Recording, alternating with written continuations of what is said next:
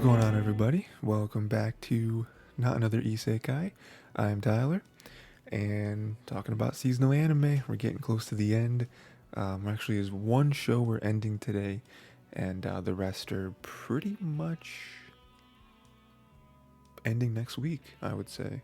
Yeah, I think pretty much every show is ending next week, except for obviously Vinland Saga, um, and I think like Buddy Daddies, because Buddy Daddies we had to skip a week because there's a recap.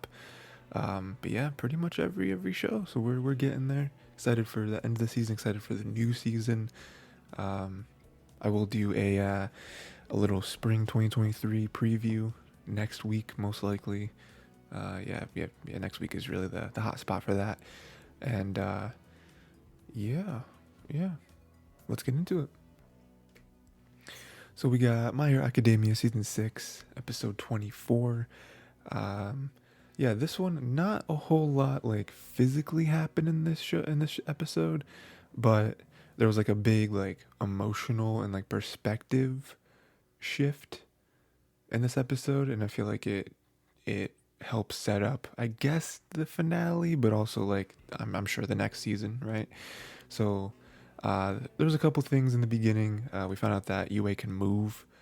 I don't really understand quite the science behind it, but you know, it's an anime, whatever. They can like shift and rotate and all that stuff. So I guess that'll maybe come into play at some point. Cause it'd be weird if they just mention it, you know, cause there are times when you watch any show, not just anime, where you know, this happens for me at least, where you start to think of the meta of the show and like, okay, why would the writers put that in there? And it's like, well, they put it in there because they want you to know that it exists for a future time when it happens, and you're not just like, whoa, what's happening there? You're like, oh yeah, they did mention that last season or whatever. So that was cool. But then mostly the central point to the majority of the episode is them trying to accept Midoriya, right? Because the whole thing from last episode at the very end, we saw they don't want Midoriya because he's the one that All for One is after. So why would you bring him here if All for One is after him? We're all gonna die, you know? But there's a great chain of events that happen here where yes, they'll hate him. They're like, take him out of here, you know, throw him out, whatever. We came here because you promised it was safe, and now you're bringing him here, the most unsafe, the All for One magnet is now going to be sleeping in, you know, across the street from us. Nah, we can't have that.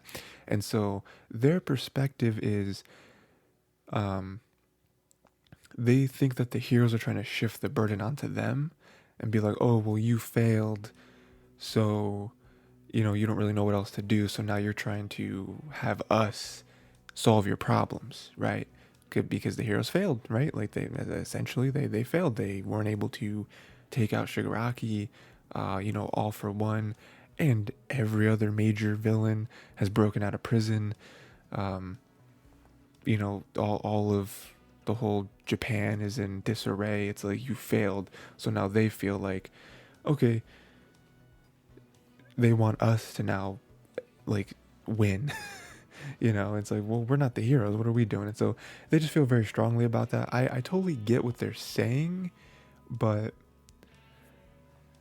I also feel like they're being irrational, where it's like, well, no, that's not what they're doing. I mean, they're not asking everyone here to suit up and go throw your bodies at all the villains. Like that's not what they're doing. But I get why they feel upset, because again, what's funny about this is that is some of the villains' plights, where they're like, well, people have become too dependent on heroes, you know, and from right here you can kind of see that that's true,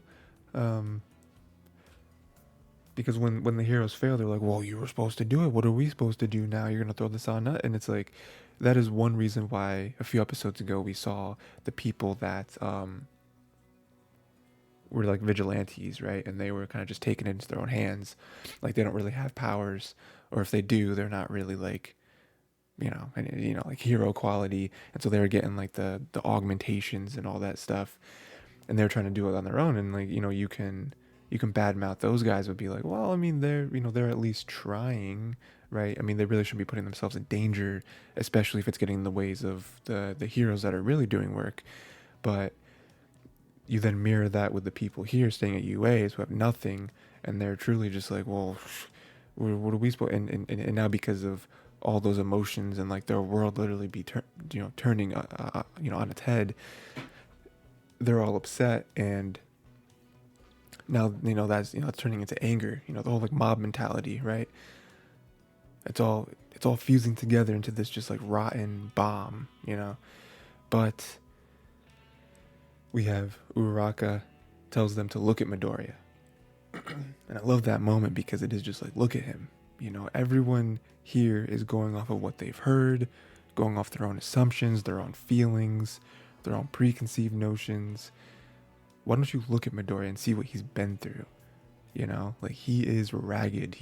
And then there's also the whole explanation from Best Jeanist, who's just like, we need Midoriya is a key figure. He is going to help us win. You want us to win, right? Well, then he needs to have a safe place to sleep, recover, eat, us to lay a strategy or something. Like, you just want him out there, well, then he's going to lose. He's going to die. And then if he dies, our chances of winning plummet. They're not zero, but they plummet, And so sort of having that like guilt aspect of it, I think played a role. But then also, again, with Uraraka, her whole speech with like, look at Midoriya, look at what he's been through. And then her being like, I don't want you guys to go out there. I don't want you guys to look like him. That's not the point. It's not like, oh, we all have to play our part. We're all equals here. No. But sometimes the heroes need you. Again, we don't need you to go out there trying to punch villains with your fists. That is not the type of help that we need. But we do need your help. We do need your support. If you just throw him out, on his face, and then you also just distrust us all the way, it's like, well, now the whole system's broken, and now no one is going to help anyone because no one can really do anything. She has that great flashback moment to her as a kid, and like she was more so looking at the people who are cheering for the heroes on the sidelines rather than looking at the heroes. And I thought that was really powerful because it's like, well, yeah, the heroes are awesome, but what did she say? Who like helps out the heroes when the heroes are in danger or when the heroes are down or whatever? It's the regular people. We have this small, very, very small, short moment with Eel Boy or Eel Guy or whatever, and he's like, oh, he's all ragged. He's like, he's got, the like stress marks all over him and whatever, and he's like, oh, he's tired, kind of walking, and then everyone starts cheering for him, and then he's like, yeah, he like puts up his fists and he's like, yeah, we did it, so like even that little bit, like that on a much larger scale is what Uraraka is trying to ask of these people. They're like, hey, you don't have to, we're not asking you to go on the front lines. We're not asking you to leave these walls, all we're asking is that you be considerate and you realize that this is not a good situation, but it is the best situation for us to win and like make it so you don't have to be here anymore. We can go on our lives and everything will be great.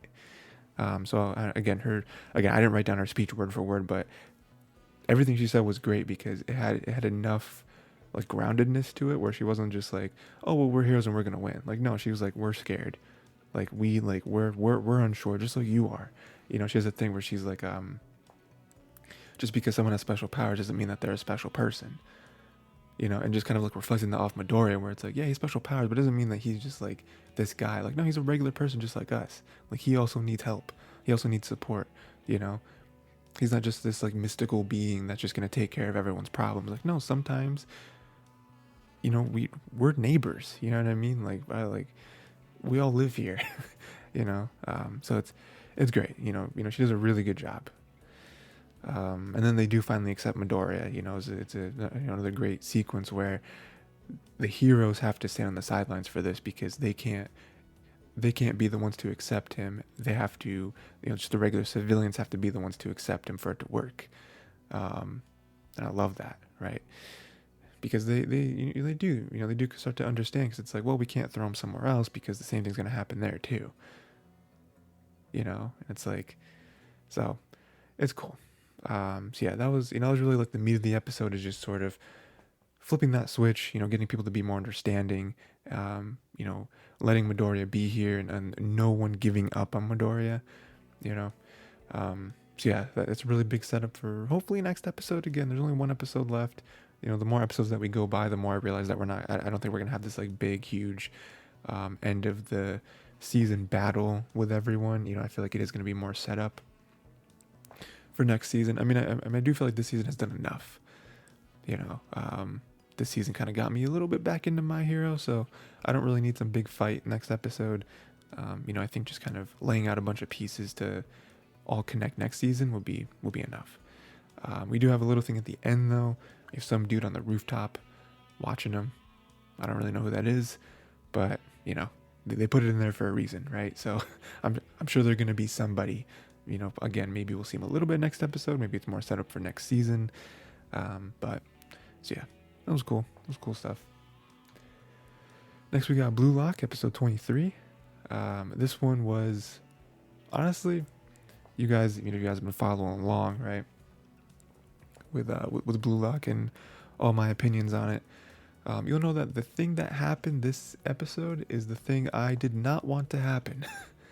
It does not mean I didn't like the episode, but I don't know. I don't know. I just feel like it was too easy, and then for them to go really quick at the end to be like, oh yeah, and there's a 5-on-5 and it's gonna be against pros. I'm like, okay. I don't know. I just feel like it was like a 1-2 punch of like, the thing that I didn't want to happen happened to advance the story, and then there's also is a 5-on-5 where I guess it's going to be concluded next episode.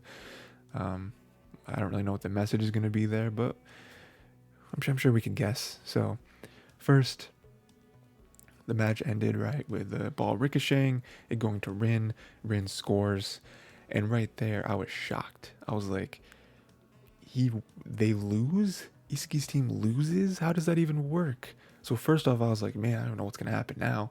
But the terrible part is, as it was happening, I was like, oh no, they're going to do it. They're going to have Rin choose Isagi, because Isagi's the main character. Like, there's no way he's going to lose, not get picked, and then what, we're going to follow Isagi next season? The first few episodes, or like whatever, the first however many episodes next season, with him going back to the 3-on-3, then the 4-on-4, then the 5, like, that'd be crazy. That'd be insane. And then Rin picks Isagi, and I'm just like, cause my whole reasoning for not wanting this is because I don't know, like, it's so weird for, again, there's the shonen anime, the sports anime, whatever you want to call them, right?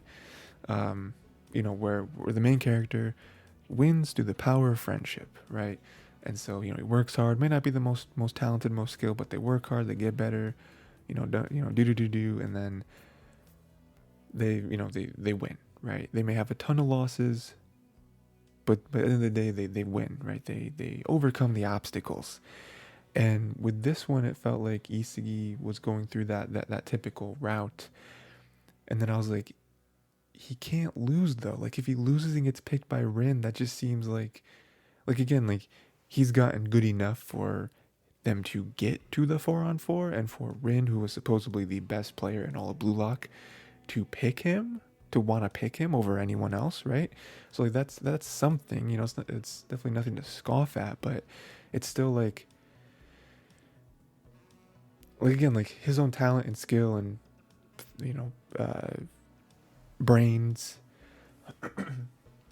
got him to that point, and to the point where, again, Rin would pick him over Baru or Chigiri or Nagi, but like, he still advanced by losing. And I don't know, that doesn't sit right with me. I mean, again, I know why they did it, because now they're talking about luck, and now we're going to the 5-on-5 to see how that shakes out. So, but I don't know, I want to see how next match, how this 5-on-5 plays out, and how the season ends, for me to really have like a real opinion on what happened there. Because again, like, I don't believe in when sports anime happen. I don't believe in the main character just winning every match. I feel like that gets kind of boring. Like my favorite sports anime of all time, IQ, which is the volleyball one. They don't win all the time. They most certainly do not win every match. But that's what kind of grounds it a little bit, and that's what makes their wins feel even better, right? Even Kuroko's Basketball, my second favorite sports anime of all time, they don't win. I feel like they win probably more so than the characters in Haikyuu win, but even so, like they still have losing and they still have like getting better and learning and all that good stuff. So that's why it kind of throws me off with this one, where it's like, oh, he loses, oh, but he still gets to go. It's like, oh, okay, cool, I guess. Um, Nagi, Chiguri, and Baru say they'll have the revenge, which is very nice. It's a nice competitive thing. It's like, I love it too, because as soon as as soon as Izuki started to be like, I'm sorry, guy, that last goal, that was a luck, blah blah blah. As soon as he started talking, I was like, shut up. They don't want to hear that. Every time we have a match end, there's always that one character on the winning team that tries to like console someone on the losing team, and it's just like they don't want to hear that. We don't want your pity. We don't want your, oh, you were close though. I don't want to hear that. Um, and we have the whole like luck thing, which I think is, I guess, gonna play more of a factor into the 5-on-5 maybe, where it's like, oh, Ego says this thing where the goddess of fortune only smiles on those who can sniff her out. So it's like, yes, luck is very much a thing and it is coincidental, but there are ways that you can not really manifest your own luck, but put yourself in a position to understand that what is going to happen, no one can really predict. So just put yourself in a position where you can be on the receiving end of that luck. And that's kind of, they explain it through Rin, right? Where, Rin didn't know what was going to happen, but he put himself in the best position possible. So if the ball were to ricochet back into the field, he would be able to take it and make a decision, shoot, pass, whatever. And then I do love what Rin says, where he's like, just because this guy says it doesn't mean it's true. Like, it was a coincidence. It fell in my lap. I scored. Like, that's all that happened. I beat you because of luck. And I love him admitting that, because I feel like another type of character in another type of show maybe would have been like, oh, it wasn't luck. I did this and I knew and blah, blah, blah. But no, he was like, it hurts because I beat you. Because the only reason I beat you was because of luck. And that's my punishment, is realizing that. And so that's cool. Again, I hope they humanized Rin's character a little bit, because I feel like they've done so with a lot of the characters. I mean, Baru comes to mind, where it's like Baru was just this like meathead who didn't care about nothing, and he was going to play soccer his way and he wasn't going to pass ever. And, he was kind of closed-minded. And then Isagi finally broke him down, to a point where it's like, oh no, Baru's like a real person. He still has his play style that you kind of have to play too, but he's still, he's still a person who has feelings and, ambitions and all that stuff. So I hope they do that with Rin as well. And then they start the match. There's some trash talking going on. I love Rin. He says, your Japanese sightseeing trip is going to turn traumatic. I'm like, oof, that's some big words. And then they start the match, and Bakura and Rin score. They score the first goal, 1-0. Again, I feel like, first off, I think this match is going to be really fun, but it's only going to be one episode. I mean, I don't think they're going to like end the episode and also the season with this match not concluded. That would be crazy. So the whole match is going to take place over one episode, so probably not a whole lot of flashbacks to other stuff, probably just straight up ball. But also probably not going to be that close either. Like, I really feel like, if I were to make some predictions, that the all-star team is going to win. Like, is again, this kind of goes to just the meta of sports anime. It's like, if they get here and they just beat this team, that it's gonna feel so hollow, because we're like, okay, well, we didn't really know these characters anyway, so I guess beating them is like, okay, how good are they? Like, I know they're some of the best, but they just lost to the Blue Lock people, and the Blue Lock people have been through a lot. But these guys are like pro players. So like clearly pro players have to win. I'm just interested to see like what is learned from this, like what the point is, because if we just see a match and the pro players beat our blue lock players, it's like, okay, I mean that was fun, I guess, but what's the point? Like, is the only point of this just to show like, hey, you guys are the first team to beat the second selection, but you still are nowhere near the level that you have to be at, or something. And also, this is the third selection, so it's like, how do you win? Like, do you have to beat the team? So like, are they just going to keep playing these guys over and over and over and over until they win? That seems repetitive. That is repetitive, but also just from a storytelling perspective, it's like, how do they make that interesting? So it's cool. I'm excited for next episode to see how they lose. I definitely feel like there is some major skill on the pro level team, and I'm sort of getting the vibes. You remember when Isekai first faced Rin, and it was like, oh, maybe we can win because they scored first 1-0. It was like, oh, maybe hey, we've been through a lot. We're a good team. We're strong, and then Rin's team just washed them. It's like, oh, they were just trying to like gauge your skill level, and they realized that they are much higher, much higher on the totem pole than we are. So I feel like that's kind of what's happening here. We're even when they scored, they were like, oh, okay, they're not as bad as we thought they were gonna be. But they're not like shocked. They're not like, oh no, we're in trouble. They're more so just like, oh, okay, cool. Golf clap, right? So it's gonna be fun. So I'm excited for the next one. Next, we got Angel Next Door, Spoils Me Rotten, episode 11. We're getting closer, guys. I don't know. Again, with a lot of these, I'm not really sure if there's 12 episodes or 13 episodes. It's one or the other for some of these and then other of these. So I don't really know if next episode is the final one. But we are getting closer to that moment where it's like I can so very much see them confessing at the end of the season. I very much see that as a possibility. Because there's just a lot of, again, they're just getting closer and closer. I feel like Mahiru in particular is getting more and more bold and like more and more like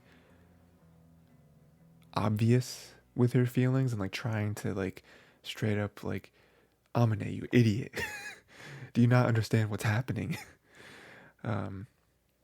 So some highlights of the episode. I got Mahiru fell asleep, so Amane brought her home, and which was nice, but really the best part of that is that she asked him to sleep next to her, like, oh, I want to sleep in the bed with me, and she doesn't remember saying that, remember asking that. So again, very bold, not in her right state of mind, but that just goes to show how more and more comfortable that she is with him. And also not only comfortability, because I feel like that is a big excuse that she uses, where it is like, no, it's not just comfortability, it is like you are liking him a lot more and more as the days go on. So then you would want to ask him something like that. Not just like you can, but you want to. And then we have a nice little tease moment where Mahiru showed Amane her bare legs for like summer outfit. Instead of the usual tights that they wear for their like school outfit or whatever. Uniform, that's the word I'm looking for. Which is not, again, like her getting more and more like aggressive with that kind of thing, and just like more so trying to gauge his reaction. I feel like that's a big part of what Mahiru, like her strategy with trying to like get him to understand not only her feelings for him but his own feelings for her, is that she does a lot of things just to see his reaction, and like no matter what really he says, it more so is how he says it and his whole energy, right? So like, even with this, it's like, oh, well, are you thinking naughty thoughts or something? And he was like, no, but like the way he was saying it, and like the way it ended, it was like, oh, I'm happy that I was able to show you before anyone else, so that, that kind of back and forth and that like gauge of like, what's your reaction to this, so, and then, we have the moment where some girls were talking about Mahiru at school very negatively, and And I love Mahiru's sort of attitude towards it, where she's just like, I don't care. Like, yeah, I mean, I don't really want people talking bad about me, but I'm not gonna be universally liked. If I was, that'd be kind of scary. And like it makes sense. It makes sense, right? So it was very nice for Amane to be concerned. 'Cause that just goes to show how much he cares about her. But also, like, I don't know, like, every person could have people who don't like them. It's like, it's not it's not strange, it's not weird, it's not, doesn't make you a bad person, right? It's like, yeah, everyone's entitled to their opinion. Everyone comes off as something different to everyone else, so it's fine. And then kind of along with that thread, we get to her wanting to maybe, start to be more of herself, more of who she really is, and less so of her angel persona, right? I mean, again, she's not like super different. And, that's kind of something that Amane tries to explain. Where it's like, you're not really like a different person, but you do maybe hold back when you're the angel versus when you're just Mahiru. So along with that, they talk about Karawaki and kind of how that could affect, people's opinions of her, right? Because Karawaki is like the most popular guy in class, and she's the most popular girl, so they might feel like she might try to steal him, right? So that's kind of a thing too, especially with like her being seen with another guy, but then her not like fully committing to it being her boyfriend, and so not only is it tough for the other girls to be on like their high horse, being like, oh, she's trying to throw it in her face, but then also there's still the possibility of, well, if she's not with someone, then she could try to get with Katawaki, and we hate that. So a lot of eggshells that she kind of has to walk over, unfortunately. Um, and then this episode kind of ends very sweetly, where they, in their own ways, they call each other cute, um, very very bluntly. And again, it's just that thing where it's like they're getting so close. They're getting so close to the moment where it's like, you guys just have to confess to each other already. It is sickening how much you guys say that you like each other, but don't like act on it. It's terrible. So again, one more episode, maybe two more episodes. I feel like even just one more episode is more than enough time for me to be like, something's gonna happen. Something has to happen. You gotta do it. So, good episode again. It's just we're getting closer and closer and closer, and I love it. Next, we have the Ice Guy and School Female Colleague, episode 11. Very similar trajectory here, where I feel like they are getting closer and closer. We do have, him going over to her house, which is something that I was waiting for. I was waiting for that moment where it's like, okay, because whenever someone gets invited over someone's house in anime, it's like, ooh, it's like a big deal, right? With like romantic stuff. Even if nothing happens, it's still like, ooh, she invited me over to her house, or vice versa, right? So let's see. We got the whole cat saga, right? That's pretty much what the whole episode is derived from, where Himuro finally gets to see that cat. He has Futsuki there to be like, hey, I'll help you with the cat. I'm a cat person. They get the cat. We have a nice moment where he is so impressed with Futsuki, where he's like, she's like the cat whisperer, where it's like, how I spent a month trying to get this cat, and you get it within 30 seconds. What is this? And then really the big payoff to that moment is Futsuki telling the cat that Himuro is a very good guy, a very good person. And so that is worth it for all of Himuru's troubles. It's like, oh, she thinks I'm a good person. Turns out that the cat was owned by someone, and they give it back and everything. But really, I don't think Himuro or Futsuki would, like, they don't regret going out to save the cat. They'd be like, oh, I was owned by someone anyway. It's like, well, no, they still had that nice moment where they were together, and especially Himuro, where he's like, I got to win. I got a W off of this. So that was nice. And then they definitely don't regret it, because that goes into Futsuki thinking like, oh man, Himuro's kind of sad, right? Because he thought he's gonna get this cat, and now we have to return the cat because the cat's already owned by someone. I have a cat. He knows I have a cat. I know he knows I have a cat. You can come over to my place, see the cat, right? Some cool cat stuff. So that's kind of how they get into the whole coming over to Fuyutsuki's place, and it's all very nice. It's all very nice. Again, it's funny that I feel like Fuyutsuki is more so focusing on like the cat aspect of it, where I don't think Himuro was that sad about it.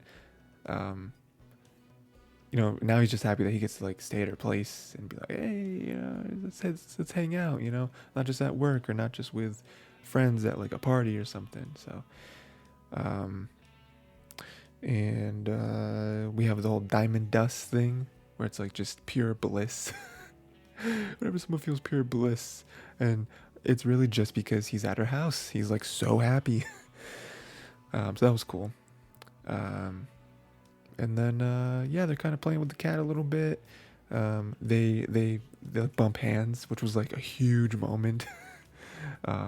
Again, it's anime, so everything's like exaggerated, but it's still a big moment because they kind of bump hands, and then Himuro gets like super defensive. He's like, oh no, I'm sorry, I didn't mean to, blah blah. And then Fuyutsuki's like, well, I mean, I wasn't like I was actively avoiding it, right? And they kind of just have this like standoff where like both of them are in their feelings, and they're like, I don't know what to say next, I don't know what to do next. But it's even small stuff like that where it's like, oh, like holding hands, like physical contact is obviously, a component of romance, right? So that little thing right there, and like how they feel because of it, just a little brushing of knuckles, is like, oof, what is this I'm feeling? Right? So again, they're getting closer and closer. Then we have like a little ending thing here where the sisters here, apparently the sister stops by every so often to visit Fuyutsuki, so that was kind of an awkward moment.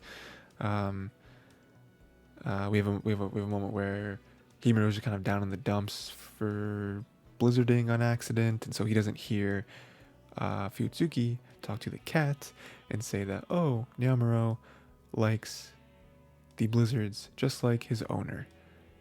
And the sister hears it, Himuro does not, and that's a big moment because it's like, oh, she likes the blizzards. She likes the snow stuff. She's not like turned off by it. She's not like, oh, that's weird, or oh, I don't like it, or oh, it's so inconvenient. She's just like, oh, it's nice. So, and then really just my other note here is I just love Komori because she's just always on the sidelines, and she just, with her whole heart, loves this relationship. Loves to see this relationship blossom. She's just like so happy for Himuro and Fuyutsuki for like getting closer and closer to each other, and like she just really wants. I mean, because again, it's even kind of teed up at the beginning of the episode where she thought she heard that Himuro and Fuyutsuki are going to be living together. Doesn't happen, right? It's not true. She misunderstood, but it's still just like her just happiness for them. She's never really like jealous of them. She's not really like, again, like she says, it's not like a love triangle where she also likes Himuro. Like, no, it's just her character. She's just purely happy to see them win. It's so good. So again, another show where I feel like they're just getting closer and closer and closer. The whole like them doing stuff to be considerate for each other. Fuyutsuki inviting Himuro over to her place, them having the physical contact moment. Even like Fuyutsuki getting a little more bold with what she says. The whole like I like his snow too. Like again, we're just kind of we're getting closer, and we're ramping up, and I don't know if there's one episode left or two episodes left, but I could see it. Maybe this one I feel like, again, because they're adults, so like the setting is that usually anime is when they're in high school, something like that. So where it's more they're more like kids, right? So the whole like approach to love is different, but I feel like this one might not, the season might not end with a confession, but I could at least see it ending with some sort of like approach to one where it's like, oh no, let's go on like a real date. Not like let's confess our love to each other, but let's like go somewhere knowing this is a date, and like knowing what this is, but not coming out and saying it because we don't really have to come out and say it. I could see that being more of like, more of the angle rather than, again, more of a typical romance, high school show where one of them has to have this big old confession and then we have to see what the person's answer is and all that stuff. Like, you don't really, like, again, they don't really need to take that approach. And I feel like it is because it's more mature, more like they're adults with a job, their whole mindset's just different, right? Than, when you're a kid in school and you have a crush, So yeah, good stuff. Next, we got The Magical Revolution of the Reincarnated Princess and the Genius Young Lady, episode 11. This one's cool. This one's definitely cool. We're seeing more and more of the deterioration of Annis and everyone trying to help and her not wanting their help. And it ends in an interesting spot. I don't really know what it means, so I really want to hear your guys' opinions on this and like, because it's crazy. It's crazy. Okay, so my first note is that Annis threw up in the bathroom. Yeah, she is. I think there's a lot of emotions coming with it, right? Like, I feel like she's nervous, right? She's never really had to do anything like this before. I feel like she wants to live up to it. Part of her wants to be queen, right? She wants to help out her people. She wants to prove to herself that, she is queen. Like, she's her claim to the throne. Like, she can do this. I also think part of her really doesn't want to do it. She doesn't really want to be caught up in this whole like nobility thing. Like, she wants to pursue magicology. She wants to do magic. And so her doing this makes it so she has to give all that up. The thing that up until this point has really made her happy. She doesn't want her friends to get involved, because she feels like this is her burden alone. And so she feels like if her friends get involved, she's like failing them. She's burdening them. She doesn't want that. She's very considerate, it's evidence to her giving up the throne so that her brother can be happy or, seemingly be happy and, they can coexist, right? So there's a lot of emotions happening. And then I love it. I love it when she throws up and then she looks in the mirror and she's like, I'm fine. They're just like, you are so not fine. Like, anyone throwing up in anyone just throwing up, period, is not fine. You're not fine. Like, either it is more like a physical thing where you ate something or whatever, right? Or it is like an emotional thing and you're like, you're a wreck. Like, it doesn't matter what angle you take this from. If you are currently throwing up, you are not fine. So yeah, and then we have the meeting with the spirit contractor Lumi, who was apparently Annis's ancestor. So that's a thing. that's a bomb drop there to see kind of, some lineage, some like magic stuff, right? But the big moment here with everyone here is that Yuffie wants to forge a spirit contract, be adopted by the king, and inherit the claim to the throne. That is her plan, right? Because she can use magic, and so the people might accept her more, right? Because they want people who can use magic. And also to take the burden off of Annis, because she clearly sees how unhappy Annis is. So again, very thoughtful of her, but Annis doesn't want that. She hates it, right? She's even mad at Yuffie. And we find out that she's like, well, Annis has two things in life.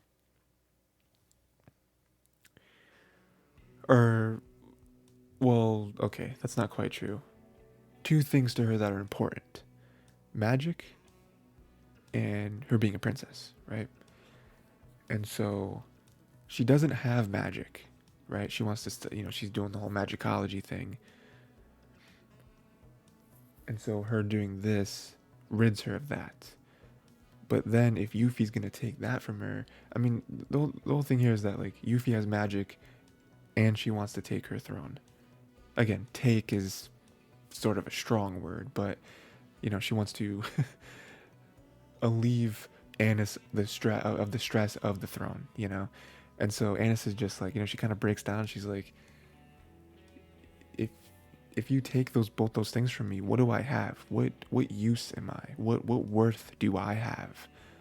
You're taking everything from me. And again, they both understand that Yuffie's not doing it maliciously. She's not like, haha, my time has come. She's like, no, like she's doing it to be thoughtful of the person that she loves. Like she loves Anis, and so it's just a tough moment because they do kind of go back and forth with it. I feel like they both completely understand the other person's side of the situation, but neither one of them are gonna back down because Yuffie, no matter how much Anis doesn't want her to do it, she's like, I can't let you do this. Like you are clearly unhappy. Like you are avoiding us all the time. You know, you're acting so strange around all of us. Like you're like, you're not yourself. You're clearly unwell. And then on Anis's side, it's like, okay, I understand why you want to do that for me, but I need something. So it's tough. I would want them to just do this together. Honestly. And I don't think traditionally that happens. Like, okay, so just to speak plainly, I would like them to be together, to be wife and wife, and be queens together. Again, I don't think that's really how the kingdom works, but I think that would be like best case scenario, right? But at the end, this is the little bit of confusing part. But Anis challenges Yuffie to a duel. That's how we're gonna decide this, and I don't know what the terms are. I guess maybe if Yuffie wins, then Anis will, whoever wins gets to do what they want to do, and the other one can't stop them. I don't know if that's the best way to solve everything. I mean, we did have a duel between Anis and Algard, and, I guess they were able to hash things out. So, we'll see, I guess. I mean, I'm excited for it. Again, 12, 13 episodes, I'm not really sure, but I'm excited to see how this ends. I just really want them to be together and be happy, and everyone just do what they want to do, But again, I don't know.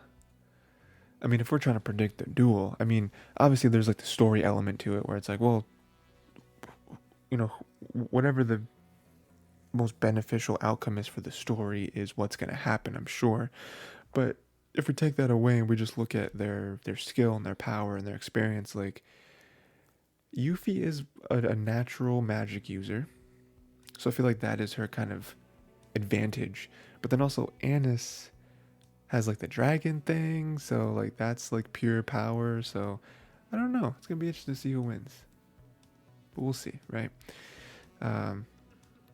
Good episode. I think a lot of emotions were flying in this episode, which I liked, and for them to kind of come clean to each other, I think was very important. And then for them to end it with this like dual aspect is interesting. So we'll see. Next we got Buddy Daddies episode 10. This was a heartbreak of an episode, a pure heartbreak. We know what happened, right? The mom came back, wants her daughter, and they gave her what she wanted. They sent Miri back. There are 3 episodes left, I believe, with this one. I'm pretty sure I saw 13 for this one. So even if it was 12, we still have a hefty 2 to 3 episodes left in this. It's so tough, man. So Mary's mom came back. She got fired. Her man left her, and she has cancer. So what a trifecta of just pure bliss. Just pure happiness on her part.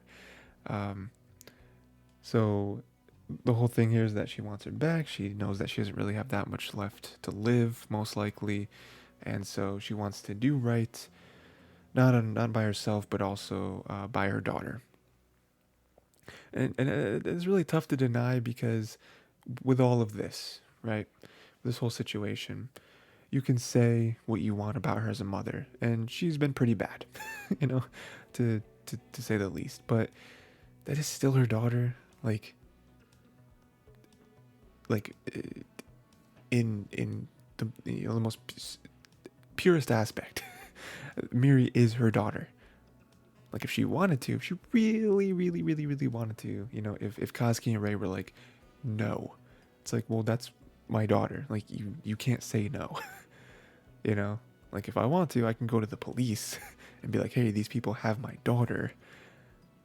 You know, like you get like again, you know, it's not like two parties who are not the parents to the daughter fighting over her. It's like, okay, well at that point you have no claim to this. Like Miri's doing well under us. You gave her up. She's ours. There's nothing you can do. No, that is her actual biological mother. You cannot say no to her. Like you have to give her daughter back. You know. So um, I do like that aspect to it where you know Kazuki and Ray didn't want to give her back because of everything the mother did up until this point, and then also selfishly their own love for her. But it didn't go the route of you're gonna have to fight us. Not physically. I mean, obviously, you know, obviously the mom is not gonna beat them both in fisticuffs. But like, no, we're not gonna give her back. Like, I'm really glad they didn't do that because that would be too selfish on their end, and I feel like that's kind of out of their character. Um, to just like fight her on this and be like, no, we're way better parents than you were. Like, I don't know. I just feel like it's so out of their character, and so for them to be like, we don't want this. This is the last thing in the world we want, but we can't say no to her, you know? Like she seems to be a different person. We still don't really trust her, I guess, but I mean, her sob story works, you know? So and also we find out that Q told her about their line of work. He also apparently is the one who contacted her in the first place. So you know, there's some, you know, a little bit of negative energy there, but apparently it's because the organization feels that Kazuki and Ray are sloppy. And so that's kind of how this whole thing was sort of concocted. Um, Again, to Kazuki and Ray, it was more like the mom wants her daughter back. And so the organization worked with her on that and was like, all right, we're gonna help her out because you know we feel like Kazuki and Ray are getting sloppy, and so we're gonna help her give the daughter back. That way, Kazuki and Ray can go back to everything how it was. There are some theories to that get a little deeper than just like, oh, well, it's just kind of coincidence, right? You know, it is a coincidence that makes everyone happy, except for Kazuki and Ray. You know, but I'll get into that at the end. So other than that, they just show her the best day ever. Try to have the best day possible to leave, you know, both of their memories on. Um, you know, there is this quick little idea here where Kazuki is like, what if we told Miri the truth? Would she still accept us? Would she still love us? And oh boy, is that a question. Because in my mind, no. Because like, I just don't see a scenario where I just don't see a scenario where you can tell a child, "Hey, we killed your dad." And her be like, "I understand." Like I just don't see that happening. That doesn't make sense, you know? Even as like an adult, if like, you know, cuz like adults can be more understanding, you know, they can be like, "Okay, give me the context." You know, like maybe the dad wasn't awful. Again, I don't remember. That was literally episode 1. So I don't really remember who the dad was and like if they were a terrible person, you know, whatever, right? But like, you know, even with that, it's like an adult could be like, okay, and then, you know, you kind of tell them, well, they were awful, right? They were like child sex traffickers or something. It's like, okay, maybe you can come around. You still killed my dad, which isn't cool. But like maybe, you know, something could be worked out there, right? Um but yeah, it's an interesting dilemma. I mean, I don't think they're ever going to tell her. I think that would be crazy. You know, but it is interesting for Koski to bring up, right? And then there is a sleepover with just Mary and the mom. You're doing just a sleepover with you two. Mary's like, all right, see you tomorrow. It's like, haha, sure. And then, you know, he gives her the scarf as like a memento, but he's just like, oh, you know, it's cold. Don't want to see you catch a cold. And it's just like, ugh, it's the saddest thing ever. So, two things I want to address. One, the sadness, right? something I never thought would be possible. I never thought we'd see the episode where Miri's mom comes back and takes Miri away from them. That's awful. Because now it's just like, man, what's gonna happen? Like Katsuki and Rei are gonna be so depressed. You say, oh, it's gonna make their work better. They're gonna not want to do anything. Like, like I'm sure time heals all wounds, right? But like, for the next like week at least, I could see them just like not leaving their apartment, just being like, I don't want to do anything. We're sad, like people were kind of picking up that timeline, and it was Christmas, right? It was they're about to get ready for the like Christmas showdown or whatever. And you remember when they picked Miri up, it was Christmas, right? Like he dressed up as Santa Claus and everything. So you see now that they've had Miri for like a year. So we've only been with them for 10 episodes, but they've been together for a year. Like that's a long time. It's not like a month where it's like, oh, we haven't we've maybe gotten a little attached, but not really. Like up until that point, like you're with this child for a year. Like that's a long time. That's long enough for you to be like, okay, we're gonna be with her for like she's our child now, like until she's 18 or whatever, she becomes an adult. Like she's our child now. Like at that point, they've been with her long enough for them to never think it's a possibility for the mom to come back and be like, I want Miri back. We'd never thought that. So very sad. I don't know what's gonna happen with that. But that is where we get to the second part with the theory, and I love it because I didn't really think about it until someone else mentioned it, where it's like, people have a theory that the organization paid the mom to take Miri back. Now, again, it's not too different from just what happened, where it's like, oh yeah, the organization worked with the mom to help locate Katsuki and Rei to get her daughter back, right? That is an innocent enough, act, I guess, on the mom's part. The theory, the reason why it's a theory and why it's a little devious is because it's basically like, yes, everything that happened is what happened, but they paid the mom to go and take the daughter back. Mom doesn't really care about Miri. Never changed. In fact, we can go as deep as to say nothing about the mom is different. The mom is still doing what she's doing. The mom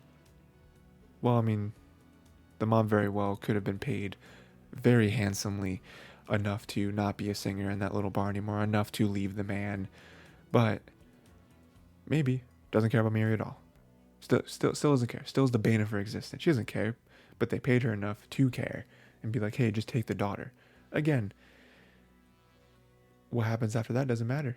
What if, Miri, there's not necessarily anything saying that she has to keep Miri. She can give Miri up.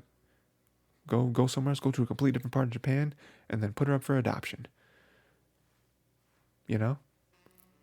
She could be that heartless. Heartless enough to say, I have cancer. I don't have cancer, but I'm going to say it because it adds to the sob story. So again, like there's those theories that's like, man, this could be something. Because even if everything happened the way it happens as we see it, with no ulterior motives, no like crazy, speculation, it still sucks, and if that does happen, if what we see plainly is the truth, I don't know how this show goes on. It's buddy daddies, like if the truth as it has been delivered to us is the truth, then Miri's never going to see them again. It's like, how does the show go? So like, that's why I look at the fan theory and I'm like, that has to be true though, because it's buddy daddies. How does the show go on if Miri's never in the equation again? Doesn't make any sense. So that being the truth adds to it, and it is crazy. Faking cancer, dude? Oh, no. That's like one of the lowest things you can do. You're gonna fake cancer to get something that you want? No, but we'll see. Again, there's at least 2 more episodes left, maybe 3 if it's a 13 episode season, which I believe it is. So we'll see what happens, man. Like that's hearts were ripped out, but I trust by the end of the season our hearts will be ripped back in, you know. Next we got Vinland Saga episode 10. This was a good one. I enjoyed this one. We have a lot of, a lot more setup for the world outside of Thorfinn and Einar. Which I think which I think they've done a really good job throughout the season so far of peppering in, because again, I think something big has to happen, right? Especially with what we see from this episode where they're free now. We have a great moment where they cut down the last tree, they push it over together. It's awesome, you know. And then we have this whole thing where it's like, okay, by next crop season or whatever, like we'll have enough to earn. It's like, oh, dude, we can see it. We can see the finish line, right? And then they start talking about like what they want to do. Einar's worried about Arnheid, obviously, because he loves her, he does, but he knows that Arnheid doesn't have that type of deal. He knows that Arnheid is with Kettle, so it's like, it's kind of weird stuff there. But all in all, they are kind of just thinking about what they're gonna do, and neither one of them really knows. Like, I never really thought. I mean, they have thought about it, but they don't really know, because even on Einar's side, it's like, well, I guess I could go back to my home, but there's no village there anymore. Family's dead. I don't really know what I'd do. That's tough. What do you do? I mean, even if you get paid out from your slave contract or whatever, and you have extra money, it's like, what does a past slave do to get back into the real world? And then even with Thorfinn, where Thorfinn's like, yeah, I guess I could go back to Iceland. I mean, again, my memory's really shoddy when it comes to his family.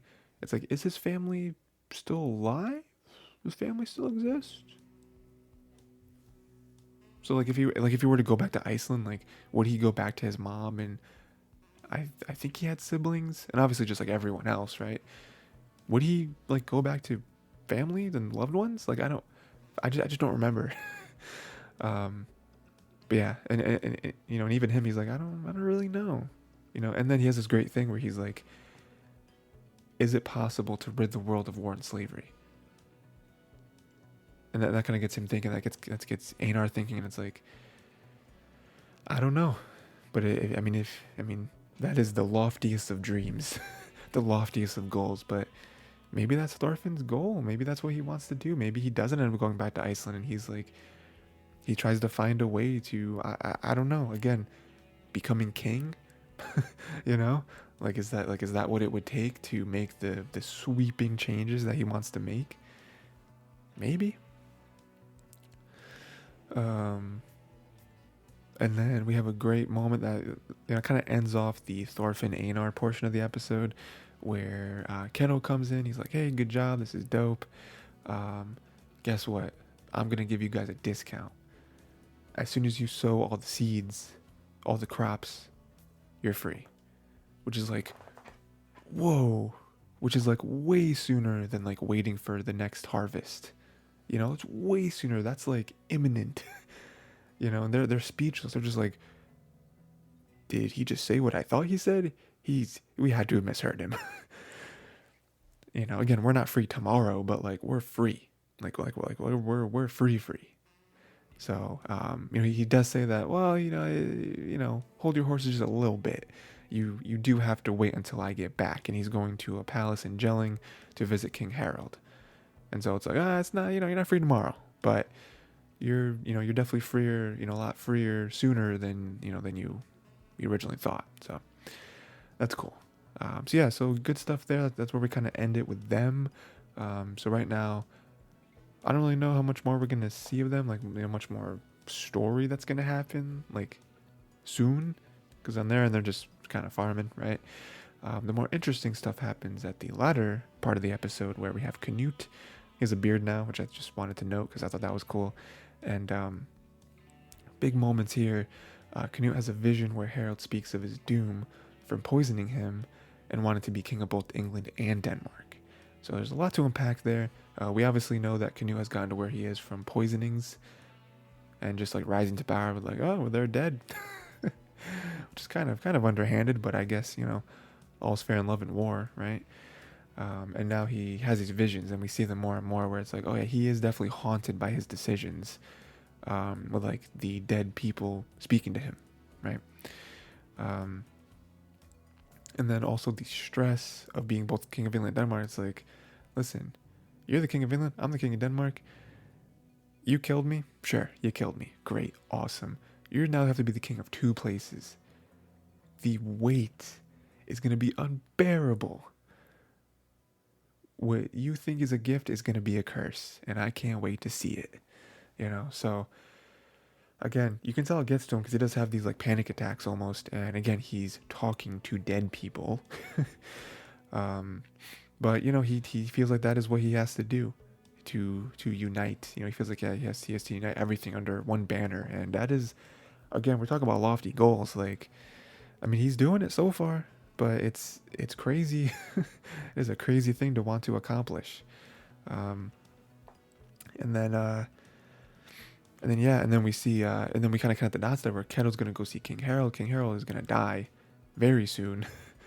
um, and so yeah, I don't know. It's interesting to see because obviously Thorfinn and Einar are like the main story, but then we do these little pepperings of the outside world with Canute, with Harold, with all these other people that have crossed paths with Thorfinn, and so it's just fun to see like other stuff happening in the world that we know at some point are going to arrive at Thorfinn's doorstep. We know that's going to happen, especially with his whole energy of like being a warrior, killing a lot of people, and now he doesn't want to kill anyone. He's never going to kill anyone again. And now, on top of that, he wants to rid the world of war and slavery. It's like, what is all that going to accumulate to? Like all of these different points are going to mesh. They're going to meet at some point. It is going to happen. And I just can't wait to see it. Because again, like I said, it just feels like we're brewing. We're just brewing to something. Even with Thorfinn and Einar like being done, it's like, but they're free now. What are they gonna do? And I do like Kettle's offer where he's like, hey, if you wanted to come and work for me on the farm, I could use you two. You two are pretty good, pretty great.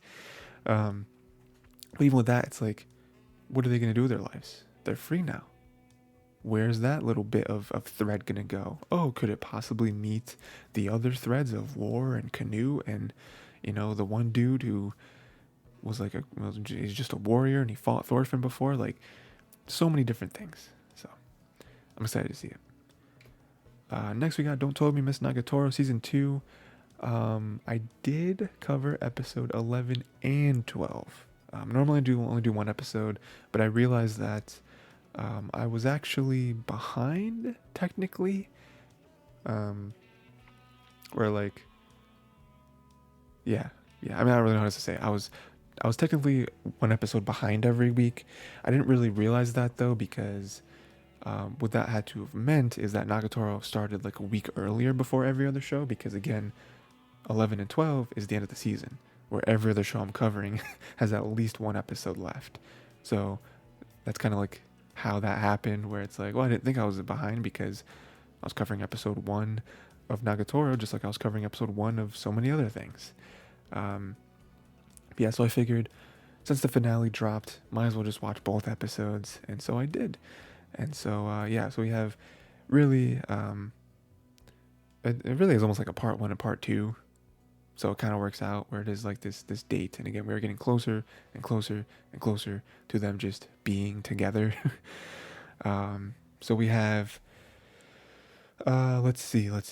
So basically, it starts off with, Senpai wanting to go someplace. Nagatoro just suggesting the wildest places: Mount Everest, Marianas Trench, space. you know, but eventually goes to her realizing kind of what's happening, being like, oh, if I tease him too much, he's not going to ask me somewhere. He's going to think I'm being unreasonable. And so Senpai eventually says the aquarium. We have a nice moment there where he does run back to her and is like, the aquarium. What if we do aquarium? And so we have a date, right? Quote unquote date. And again, that moment I loved because he made a decision. He finally made a decision as to what he wanted. He asked her, right? He kind of thought for himself, and he's kind of going for it, in his own way. And so the whole time we have the friends following them, both Nagatoro's friends and then the 2 art club members. And so it's just like there's this weird cacophony of just like espionage. you know, it's so weird, but I get it. So like the two friends are trying to like protect Senpai from Nagatoro, and then the two art club members are trying to protect their date and their romance from the friends.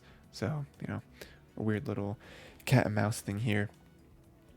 But the date goes by great. I mean, there's some key moments here where Senpai notices everyone following them for the first time, and Nagatoro doesn't, and so he takes her hand and runs away. And that was like a big thing for Nagatoro because he really wanted her to hold her hand, and so for them to hold hands, like, yes, a moment there, physical contact. We talked about this in about another show. Physical contact is always obviously a big thing with romance, so we have that. And Nagatoro didn't have to initiate it; Senpai initiated on his own, which is I think a big thing for Nagatoro, where I think it's very easy, not easy, but easier for her than Senpai to kind of take initiative and like sort of make things happen. And so she in her mind wants Senpai to take the lead because it's like she knows that she likes Senpai, and she maybe feels like she knows that he likes her back, but you never really know until someone actually, I mean, really until someone comes out and says it, right? It's obviously why confessions are like a huge thing in romance anime. So now for him to take initiative to hold her hand, it's like, oh, okay, there's something here, Another nice moment where they were at the aquarium, obviously, and like the dolphin or whatever made a splash, and Senpai blocked Nagatoro from the water. That was like a big moment too, where it's like, oh, you think you're acting too cool today, But it's a thing where it's like, oh, he obviously cares about her in some aspect to like block her and be like, oh, I don't want her to get wet. I'm gonna take the bullet here, So again, just another, again, these like little moments. It's really what romance anime is all about. These like little moments where you're gonna piece things together. It's like, oh, they like each other, right?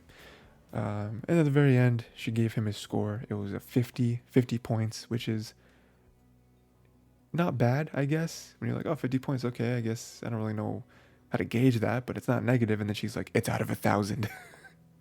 Like, oh, okay, that's bad. That's like what, 5%. That is a F minus, if there ever was one. But still cute that she gave him a score or whatever. But then that doesn't really matter. We have the moment where they want each other, they see how each other feels, and like he's like, oh, it's like on his end, it's like a practice, like a dry run, a practice date. But then on her end, she's like, oh, for me, it was the real thing. It's like, what does that mean? What do you mean it's the real thing? So you really had like you want to really date with me?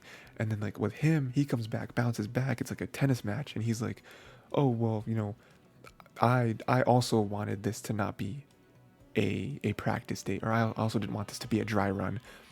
And so like reciprocating her feelings on it, where it's like, oh well, for you it was the real thing. Well, for me, I wanted it to be the real thing too. And then she's like, oh, what do you mean by that? But it is like, oh, there's there's an understanding here where it's like, oh, they both wanted this to be the real thing. And there's like, oh, what, how do we make this not a dry run? What do we do? And she's like, quiz time. Do we either hug or we kiss? And she's like, well, we can't kiss. I mean, that's a little rash, isn't it? And so they go to hug. It's a great moment, slow motion, and then the friends, the art club, they interrupt, and it's the worst thing ever, because I mean, listen, I don't think they're necessarily embarrassed of each other. But I just think that like, this like budding romance, right? Where they're both kind of, neither one of them really knows too much about romance, obviously. And so they're kind of taking this slow, right? They're doing things for each other, they're hanging out, and they get to a moment where they finally like hug, which is like a real thing. Like holding hands is one thing, I guess, but like hugging is like another level, right? And so they finally do it, and then for a bunch of people that they know to just be here all of a sudden is like weird. It's like, you're kind of like shocked and you're taken out of your element. And so now there's, we weren't, again, even if they weren't embarrassed of each other, which again I don't really think they are, but just for that to happen, like I don't know, I feel like that'd be weird in any situation, even in real life, where it's like out of nowhere, like you're you know you're like two friends just show up out of nowhere. And it's like, wait, why are you here? What is happening? And then you start feeling awkward, you know. I mean, with anything, it's like, it's supposed to be like a touching moment between just you two, and then there's a bunch of other people here out of nowhere. So that sucked. We do get a couple nice payoffs though, where they agree to make lunch for each other every other day. So that was nice, right? Just another like sweet thing that they do. And at the very end, they end up hugging. And one note, I just thought it was weird that like Nagatoro like didn't, at least from what we saw, didn't like reciprocate the hug. She just stood there, like arms at her sides. And I thought that was so weird, but it was still nice. Even for her to bring it up, be like, hey, do you want to finish what we started? I was like, that was nice. So again, I thought it was great. Again, I really enjoy the show. Its impact is a little lessened, just by the fact that I read the manga, so I already know everything that's going to happen. I mean, I don't know in the moment necessarily, because I don't remember every single thing about every single manga that I read, but nothing here is really a surprise, obviously, but it's still nice, especially how the season ended, right? Where it's like they made a lot of progress this season, and they get to the point where they're on like a fake real date, and then they hug, and it's like, again, I've said this already about a few shows already this season, but like that is romance anime, right? That that is the show where it's like you're watching two people get closer and closer and closer to getting to the point where it's like, oh, they're a couple now. Love to see it. And so that's what's happening here too, where it's like they got all the way to a hug. Where it's like they didn't have to. That was a practice date, but then you say it's a real date, and then you go and you hug. So it's not a dry run, and it's like, so again, I read the manga. I technically know what's gonna happen. I don't remember though. So to me, I'm like, I don't think they confirmed a season 3 yet. I imagine there's gonna be one, and so for me, I'm just like, season 3, are they gonna get together? Like, how much closer are they gonna get? Are they gonna kiss? Like, that is really like the next step in my mind. I'm excited for it though. Good season though. Good show. Good stuff. Next we got Trigun Stampede episode 11. Let's see. So quite a few revelations happened here. Mostly just a lot of talking. So not a lot of stuff like physically happened necessarily, but definitely huge setup for next episode. Again, I don't remember if this is 12 or 13 episodes, but huge setup for like the ending of the season. So we have Vash and Nye are connected like the blue avatar people. He like injected his tentacles into him, and like trying to like, I don't know, like connect them and integrate and use his powers or whatever. So that was not cool. Then they have these big, a bunch of different flashbacks. A couple of the ones that were big were that when Vash and Nye found a woman plant that was being experimented on. It's like, oh, that's so tough, because that kind of had their distrust in humans, and I think that really hit Nye hard. To see that again, it's just a horrific scene in general, just for children to see, but then also to be like, oh, this is what they're doing. Again, like the humans can make all the excuses they want as to why this is important, but it's still tough to see. So that that I really wanted to mention, because it's like dismemberment and like growing the body parts. It's just like, that's so hard, especially with their relationship to the mom, or the quote unquote mom figure. Just like, like the trust and the love is there, but then like the weird awkwardness is there too. So I don't know. And then basically we have the revelation that Nye is the one who crashed the ships to protect Vash from human tragedy. So this is like a weird thing where I remember hearing that and like I just kind of laughed, because I was like, how incredulous that is for Nye to be like, I did this for you, this is your fault, and then for Vash to be like, this is my fault. And I'm just like, okay, come on guys, Vash, come on. Like, Nye, I expect this from, because Nye of course would flip that on its ear and be like, oh well, I did this for you, I did this to protect you. Again, humans these terrible things happen over and over and over. It's a cycle. You read about it in the history books, and it's just like, I wanted to protect you from that, to protect you from getting too close to humans, to protect you from having to experience any of that. Again, on paper, very nice thing for a brother to do, a family member to do.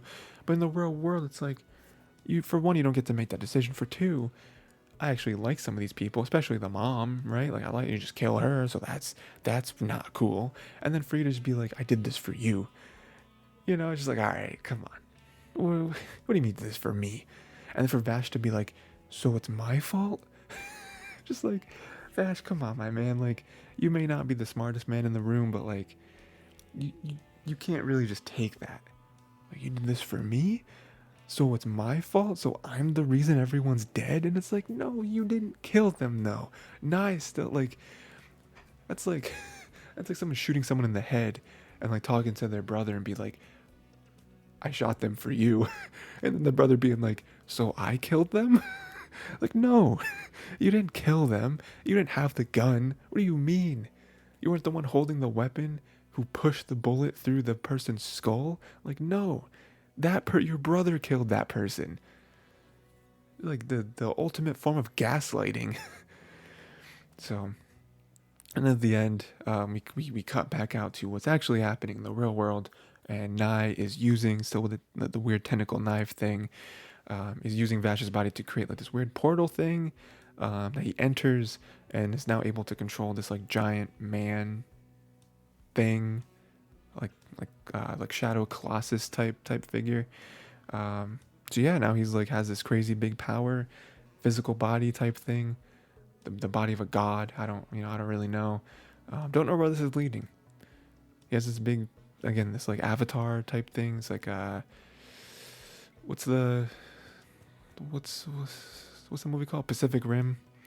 That thing where it's like, oh, I'm controlling this like mech. So yeah, I don't know if he's gonna destroy. I don't know what he's planning on doing. Is he just gonna destroy the world? Like, what is Knight's plan? Kill all humans? We got we got Bender over here. Just kill all humans? I don't know. But yeah, not good. Vash seems to be taken care of. And at this point, I don't really know who can stop him. I mean, I think it has to be Vash, right? So we'll see. Again, big episode on like, learning the motivations of certain characters, and then just like spiraling into this terrible ending where Vash is down and Nai's up. So we'll see what happens. We'll see what happens next episode. Spectre, season 2, episode 10. Yeah, this was the one where we have the conclusion of the investigation. But is it the end? No, it's not. So we have Rion, who kind of spearheads this theory that everyone else agrees with and they go with, they run with, that the mom killed herself.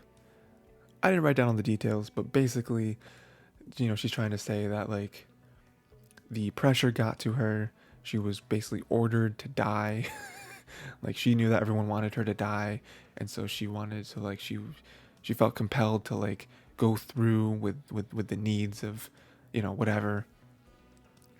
And so she had this whole plan where she was going to kill herself and make it look like a murder, because a suicide would look weak, I guess, and a suicide might even look more suspicious. So we're gonna like make it look like a murder, but then we're also gonna make the murder look like a robbery gone wrong. And there's just a lot of layers to it, and so that's kind of what they go with, right? It was actually a suicide made to look like a murder, made to look like a robbery. Which I guess makes everyone happy, right? Like Rion kind of spiraled, or not Rion, the mom spiraled at the end there, so she was ready to do it, I guess. And apparently that's the answer. Otanashi comes out and is like, slow claps, and is like, you solved it.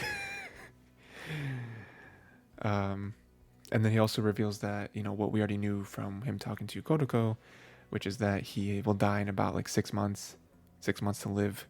So that's also the whole reasoning for that too, is that before I die, I want you guys to realize what happened. And everything just kind of works out, which I never really like when everything just kind of works out. I'm like, oh, okay, cool. So it was a suicide apparently. It's a weird thing. It's like, oh, nobody murdered her. She murdered herself. Oh, cool, I guess. Okay. And you're gonna die in 6 months, alright, so we have that information. Episode over, right? Unless Kotoko comes out and slow claps herself and says, you all figured it out. Except, Otonashi, this was not a suicide. This was actually a murder. And I'm gonna tell you how. Credits. So yeah, I don't really know what that means. Otonashi's lying, maybe, or I imagine she's probably lying, or he is probably lying. I mean, we do have the weird setup where, you know, Kotoko was always very suspicious of him, because it's like, why would he come to me so quickly? You know? So it's like, you know, there's whole that weird aspect to it. I don't know if he's lying.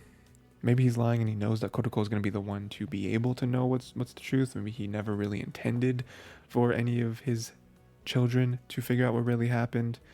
It's a weird like 4D, 5D chess happening here. But I'm excited to see how it ends, you know. Again, I don't know how many episodes there are. I imagine there's 12 episodes. We have 2 left. Probably won't see another case. Probably just end off with this one and maybe a setup for next season. But yeah, I mean, just to see like what she means by it's actually a murder. You know, again, either Otonashi's lying and he did kill her, or Kotoko was just trying to spin it in a way that's like, well, you technically murdered her. I don't know. We'll see. I'm excited to see it though, because again, I saw this episode and as I was watching it, I was like, okay, they got it. Weird ending. I wasn't expecting a suicide.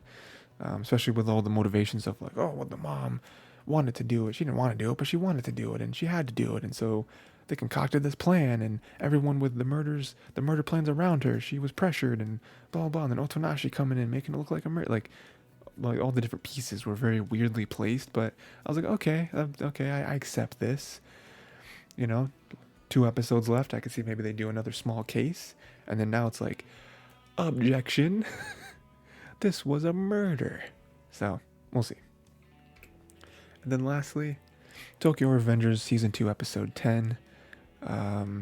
Yeah, this one was great. This was the whole Hinata episode. Hinata and Takemichi. So, not a whole lot to say, but I very much enjoyed it. So we see that Hinata found out that her dad is the one who told Takemichi to break up with her. I mean, she knew it immediately. Like she busted in the door and was like, "Dad, what did you say to Takemichi?" And then I love how the dad doesn't even deny. He's like, "You'll understand when you're older." I'm like, okay, guys. And then Hinata is like, "Yeah, he's a hoodlum. Yeah, he's kind of weird, but I love his character. I love him for who he is." And you know, so that's true love, isn't it? And so they meet. Mikey obviously brings, you know, him to her, and he says some weird stuff. Like, you know, he starts to dip into the time travel stuff where it's like, even if you die over and over and over again, and Hinata's like, what are you talking about? But I guess in a way, if you don't know, you can just kind of maybe interpret that as Takemichi trying to be genuine and trying to be like, you know, trying to show his love and be like, even if you were, I'm going to protect you, blah, blah, you know, that whole thing. Because they've kind of talked about that before, about like, you know, in even last season with Takemichi wanted to protect her, and then Hinata very, very like cutely spinning on him and being like, I'm going to protect you, you know, because you look at the relationship and you see that Hinata, you know, at least for a long while, was really like tougher than he was, you know, which is really cool.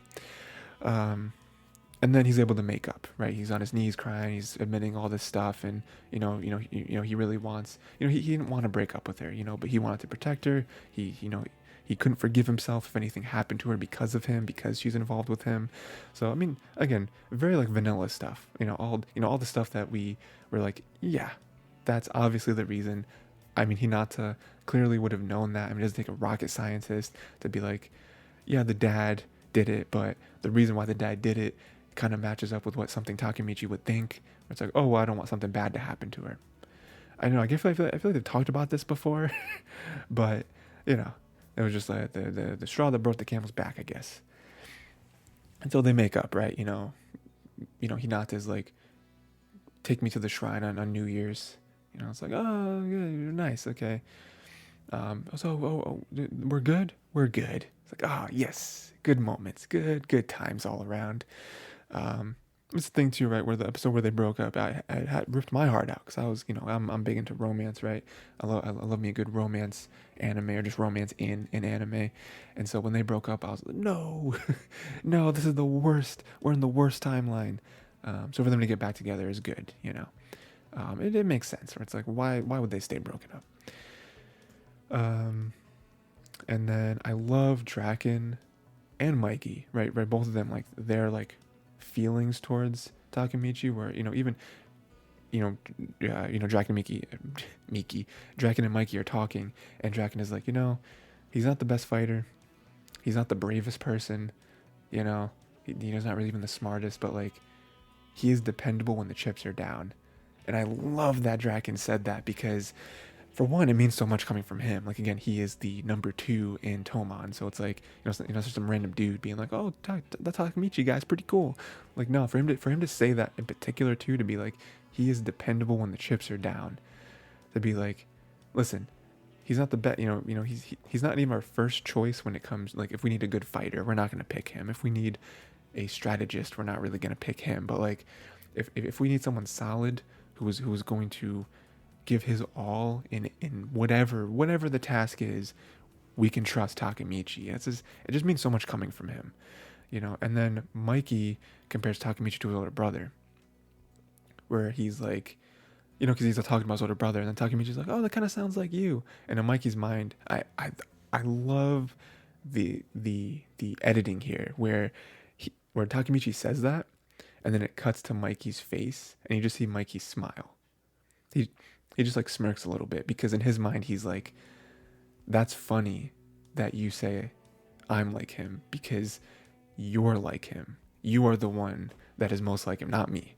Because he even talks about like his older brother. Like, his older brother wasn't like the best fighter either or whatever, but everyone trusted him, and like Tomon grew with him. So it's just like, you are the guy, it's just so good, for Takemichi to be who he is, but also get all the respect he does, because he does care so much, he's not just a brawler, he's not just someone on the side that's like, yeah, sure, I'll do whatever. Like, no, he's like, he really cares, and like he does put his own perspective onto things that,